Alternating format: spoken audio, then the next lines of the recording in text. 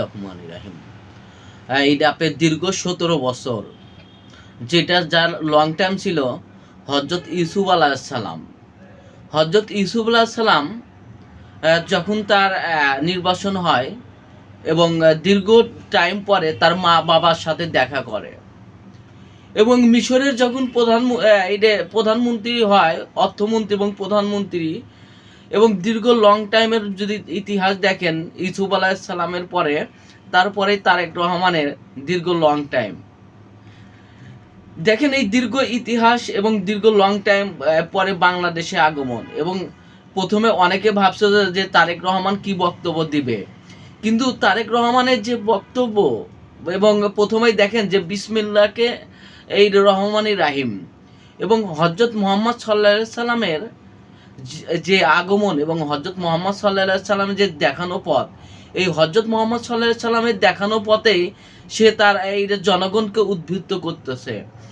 যেটা হজরত মুহাম্মদ সাল্লাল্লাহু আলাইহি সাল্লাম এই যে মক্কা বিজয়ের সময় যে ভাষণটা দিছিল, যে ঐক্যবদ্ধ প্রত্যেকটা মানুষ, হিন্দু, মুসলিম, বৌদ্ধ, খ্রিস্টান, প্রত্যেকটা মানুষ নিয়ে যে একটা সমাজ ব্যবস্থা পরিবর্তন, এই পরিবর্তনের জন্য এবং হজরত মুহাম্মদ সাল্লাল্লাহু আলাইহি সাল্লামের দিক নির্দেশনার বক্তব্যই তারেক রহমান দিছে। দেখেন, তাকে অনেকে ইসলামিক মুসলিম নেতাও, অনেকে বিশ্বের অনেক রাজনৈতিক বিদ্যা মনে করতেছে। কেউ বলতেছে তাকে ধর্মীয় নেতা, আবার কেউ বলতেছে তাকে এইটা অর্থনৈতিক নেতা, আবার কেউ বলতেছে তা আপের মজলুম নেতা। তারেক রহমানের বক্তব্যের ভিতরে অনেক কিছু ফুটে আসছে, যে তারেক রহমান যদি আরো 1 বছর আগেই আসতো এবং এই রকম বক্তব্য দিত, যে বাংলাদেশের রাজনৈতিক যে বিরোধ বর্তমানে, এই বিরোধটা আপনার অধিকাংশই কমে যাইত। যে তারেক রহমান প্রথমেই কি বলছে, যে ওসমান হাদি ইনকিলাব মঞ্চের ওসমান হাদির যে সাম্রাজ্যবাদী শক্তির পক্ষে লড়াই করত, এই সাম্রাজ্যবাদী শক্তির এর লড়াইয়ের জন্য এবং যুব সমাজকে এটা উদ্বুদ্ধ করতেছে। দেখেন তারেক রহমান কতটা এই যে জনগণের নেতা, এবং তারেক রহমান কতটা জনপ্রিয়তার নেতা, এবং শুধু এই বিএনপির নেতা না, একজন মুসলিম নেতা এবং একজন বাংলাদেশের দিক নির্দেশনা নেতা। তার দিক নির্দেশনাগুলো কি কি আপনি যদি দেখেন, যে ঐক্যবদ্ধ সমাজ ব্যবস্থা, প্রত্যেকটা সাধারণ জনগণ, কৃষক, শ্রমিক, মেহনতি মানুষ প্রত্যেকটা সমাজ ব্যবস্থাকে টানছে। এখানে জামাত ইসলামী বলেন, হেফাজত ইসলামী বলেন, চরমনায় পীর বলেন, গণ অধিকার বলেন, এনসিপি বলেন, যে তারেক রহমানের যে বার্তা দিছে, জামাত ইসলামীর তার ভাষা নাই, যে জামাত ইসলামী যে পাল্টা যে কথা বলবে এবং পাল্টা করবে, যুক্তি দিবে, এই যুক্তিগুলো জামাত ইসলামীর ভিতরে হারাজ গেছে। কারণ তারেক রহমান প্রথমেই আপনার আইসা আগেই আপনার ঐক্যবদ্ধ সমাজ ব্যবস্থা গঠন করছে, এবং ঐক্যবদ্ধ এবং আইন শৃঙ্খলা পরিস্থিতি, কারণ আইন শৃঙ্খলা পরিস্থিতির পুরে সবচেয়ে বেশি মনোযোগ দিছে, এবং আইন শৃঙ্খলা পরিস্থিতি উন্নয়নের জন্যই বেশি মনোযোগ দিছে। যে বাংলাদেশে বর্তমানে যে অস্থিরতা, আইন শৃঙ্খলা, এবং এখনো আইন শৃঙ্খলা বাহিনীর ভিতরে যে শৃঙ্খলা ফিরে আসে নাই, এবং আইন শৃঙ্খলা বাহিনীর যে মোটিভেশন, এগুলো অনেক আইন শৃঙ্খলা বাহিনীর ভিতরে নাই। এইগুলো ফিরে আনাই প্রথমে তার লক্ষ্য। আপনি শহীদ প্রেসিডেন্ট জিয়া রহমানের মতন, শহীদ প্রেসিডেন্ট জিয়া রহমান 1978 সালে আপনার পুলিশ কেন্দ্রীয় কার্যালয় গঠন করে, যেটা আপনার রাজারবাগ অবস্থিত। এবং প্রথমে পুলিশ কার্যালয় গঠন শুধু করে নাই, পুলিশের আপনার শৃঙ্খলা, পুলিশের মধ্যে হলো প্রথম হলো শৃঙ্খলা, এবং পুলিশদের প্রশাসনের ভিতর প্রথম হলো তার নৈতিক দায়িত্ব, এবং চাকরি ক্ষেত্রে তার মেধাকে গুরুত্ব দেওয়া। অর্থের মাধ্যমে না, অর্থের মাধ্যমে পুলিশ প্রশাসন চাকরি নেওয়ার পরে সে লোভ লালসার প্রতি বাইরে যায়।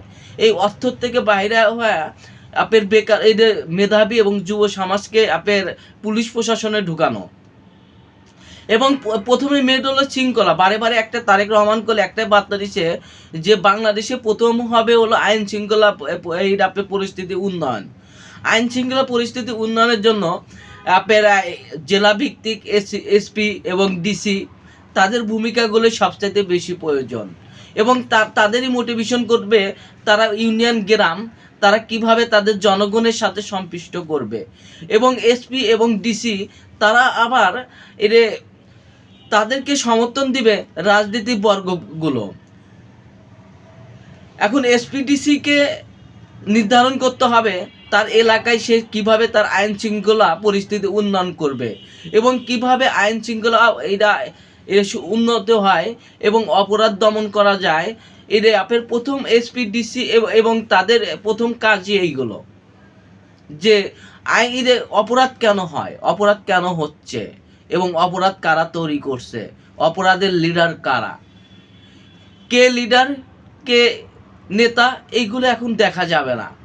অপরাধী মেন হলো অপরাধী, কোন দলের কে কোন দলের এইগুলো নট ম্যাটার।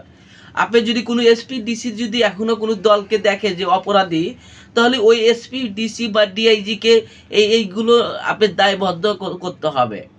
কারণ এটা তারেক রহমান কল সরাসরি নির্দেশ দিছে যে আইন শৃঙ্খলা উন্নতি করার জন্য যা যা করার প্রশাসনকে তাই করতে হবে। অন্যদিকে তারেক রহমান একটা কথা বলছে যে হযরত মুহাম্মদ সাল্লাল্লাহু আলাইহি সাল্লামের দিক নির্দেশনা, হযরত মুহাম্মদ সাল্লাল্লাহু আলাইহি সাল্লামের আপনার পৃথিবীর ইতিহাসে 570 খ্রিস্টাব্দে যে হযরত মুহাম্মদ সাল্লাল্লাহু আলাইহি সাল্লামের যে বাণী, তার যে ভাষণ, হযরত মুহাম্মদ সাল্লাল্লাহু আলাইহি সাল্লাম যে শেষ ভাষণগুলো, ঐক্যবদ্ধ সমাজ ব্যবস্থা, ঐক্যবদ্ধ জীবন ব্যবস্থা, শৃঙ্খলা সমাজ ব্যবস্থা, উন্নয়ন জীবন ব্যবস্থা, এই যে ঐক্যবদ্ধ সমাজ ব্যবস্থায় আপনার একটা রাষ্ট্র এবং একটা বাংলাদেশ গঠন করতে পারে। আপনার তারেক রহমান কল এই নির্দেশনায় দিছে। দেখেন তারেক রহমান একজন শুধু আজ যে তার একটা যে জাতীয় নেতা, আপনি বঙ্গবন্ধুর ভাষণ দেখছেন, আপনার এজি ওসমানদের ভাষণ দেখছেন, মৌলানা ভাসানীর আপনার ভাষণ দিয়েছেন, লেনিনের ভাষণ দেখছেন, কার্ল মার্কসের ভাষণ দেখছেন, মাওতু শেষুর ভাষণ দেখছি, আপনার হিগোতের ভাষণ দেখছি।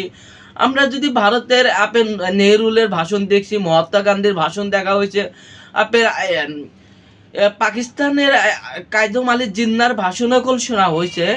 কি আপনার তারেক রহমানের যে ভাষণ, ইসলামিক স্কলার বলেন, ইসলামিক ভাষণগুলো এবং ইসলামিক বক্তব্য এবং তার যে মোটিভেশন, রাজনৈতিক মোটিভেশন, কেউ কেউ বলতেছে একজন রাজনৈতিক নেতা তারেক রহমান বাণী কি বক্তব্য দিবে।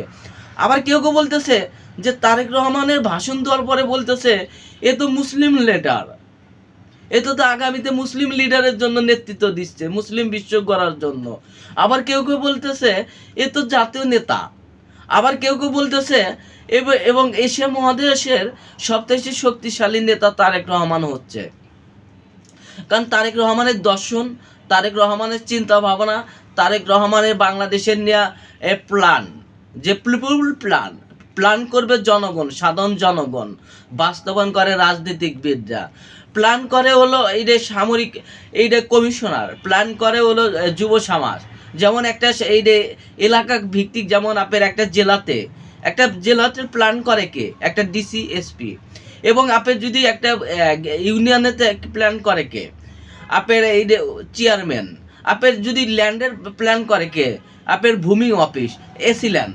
যেমন এসি ল্যান্ড যখন ভূমিকে দেখে, যেমন এসপি এবং ডিসি তারা কি করে, একটা দেশের আইন শৃঙ্খলা এবং রাজনীতিবিদদের সাথে সামঞ্জস্য হয়ে কাজ করে। যে পরিকল্পনা, তারেক রহমান সেই পরিকল্পনার কথাই বলছে। যে তারেক রহমানের যে আগামী যে নেতৃত্ব, দেখবেন যে তারেক রহমান আসার পরে জামাত ইসলামী বলেন, অন্যান্য যে রাজনৈতিক বিরোধ বলেন, সাধারণ যে বিরোধ ছিল এতদিন, এই বিরোধগুলো আর থাকতেছে না। কারণ তার বক্তব্য স্পষ্ট হয়ে গেছে যে আমরা ঐক্যবদ্ধ সমাজ ব্যবস্থা চাই, আমরা ঐক্যবদ্ধ বাংলাদেশ চাই, আমরা ঐক্যবদ্ধ পৃথিবী করতে চাই। এই ভাষণের পরে জামাত ইসলামও দেখেন, জামাত ইসলামী পাল্টা কোনো তার যে ঐক্যবদ্ধ সমাজ ব্যবস্থা, জামাত ইসলামী একই কথা বলতে হবে।